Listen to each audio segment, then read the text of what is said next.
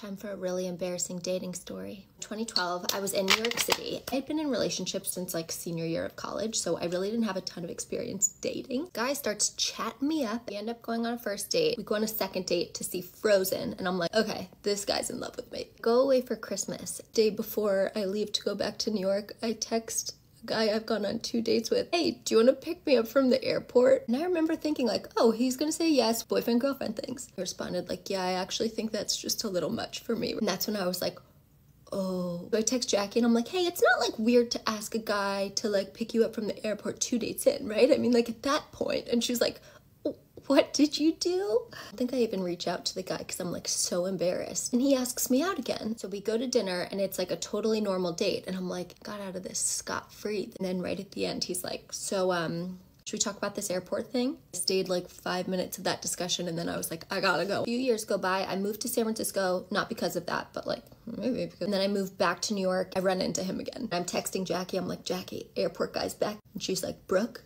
I don't care if you're going into labor, you do not ask one thing of this man. You just say, like, if you wanted to help me, it's fine, but like, no worries if not. We go on this date. I remember being like, oh, who knows what we even talked about on those last dates? We were just so young and stupid. And he's like, oh, well, actually, like, my phone has all of the texts saved between us from the beginning of time. I remember being like, oh, that's crazy. Like, what do the texts say by chance? It's like, oh, you know, like, it was just like us flirting, us making plans, the whole airport thing. Then we just like kept talking about the game.